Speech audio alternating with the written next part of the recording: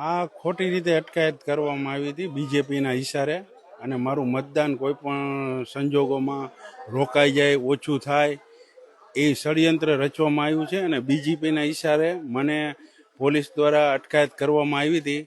મને નોટિસ દઈ અને છોડી મૂક્યો છે. આચારસંહિતાનો ભંગનો કેસ મારી ઉપર કર્યો છે. અને ખોટી રીતે હું એક જગ્યાએ ઊભો હતો મંડપ નીચે, તો 100 મીટરમાં આવે છે એ રીતના કરી અને મને અટકાયત મારી કરવામાં આવી હતી.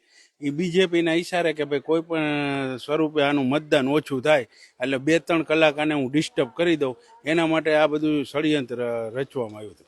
કાર્યકર્તા તો કોઈ સાથે નહોતા.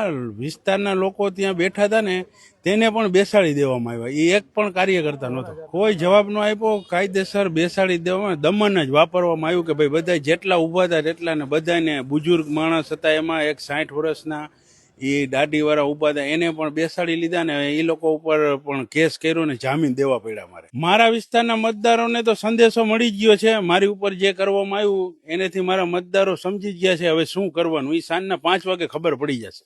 હાર ભાળી ગયેલી ભાજપે ઉપરથી નીચે સુધી લાગડ દબાણ કરાવે છે. પોલીસને કહે છે આ તો રાજકોટના પોલીસ કમિશનર જરીક સારા વ્યક્તિ છે એટલે થોડોક અમારી ઉપર દયા રાખી છે. હકીકતમાં આ લોકોએ દમન જે રીતે ગુજાર્યું છે, વર્ષોથી જે જગ્યાએ અમારું ઘર છે ત્યાં કોઈ કમાનો સિવાય કશું હતું નહીં, ઓફિસે હતી નહીં, ખાલી કમાન હતી ને ત્યાં અમે બેઠા હોય અને વર્ષોથી બેસી બધા, અને કોઈ પણ પ્રકારની જાણ કર્યા વગર ડાયરેક્ટ આવી દમકગીરી કરી અને અમને ઉપાડી જવાની કોશિશ કરી લોકો ઉપર. આ તો ઠીક છે, સારું છે, બધા સારા સજ્જન લોકો વડીલો હતા એટલે કાંઈ ન થયું, નકર એ લોકો અત્યાચાર કરવાની તૈયારીમાં હતા, લાઠી સાથે આવ્યા હતા.